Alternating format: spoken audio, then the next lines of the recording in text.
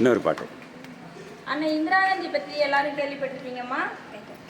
அன்னை இந்திரா காந்தி நமது இந்தியாவின் முதல் பெண்மணி, முதல் பிரதமர், பெண் பிரதமர் அன்னை இந்திரா காந்தி அவர்கள்.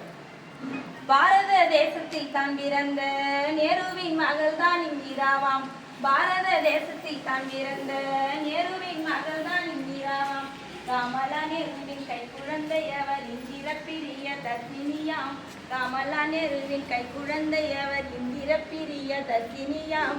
இந்தியாவின் 3ஆம் பிரதமராம். பல இன்னலை சந்தித்த பெண்மணியாம். சிந்தனையாளராய் வாழ்ந்தவராம். திட்டமிடுவதில் வல்லுநராம். வலுவான அதிகாரம் கொண்டவராம். அவர் வாழ்வினில் வெற்றிகள் பெற்றவராம்.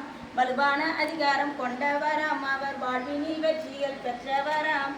தன்னன் நானினம் தன்னானே தன்னான நன்னினம் தன்னானே.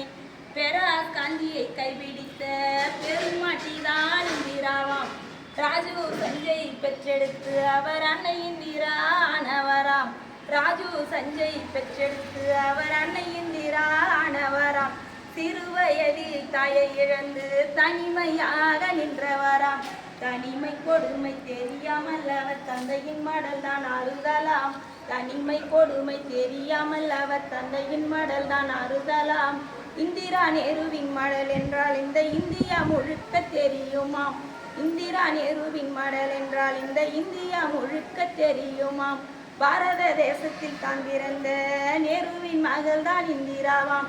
கமலா நேருவின் கை குழந்தை அவர் இந்திர பிரிய தர்சினியாம். 1976ஆம் ஆண்டினிலே இந்திய தேசிய காங்கிரஸ் ஆனது இந்திரா காங்கிரஸ் ஆனதுவாம். 1984ஆம் ஆண்டினிலே சீக்கிய தீவிரவாதத்தினால் இந்த சிங்கப்பெண் இந்திரா மறைந்தாராம். 33 குண்டுகளும் அவர் உடலை துளைத்து எரித்ததாம். 33 குண்டுகளும் அவர் உடலை துளைத்து எரித்ததாம்.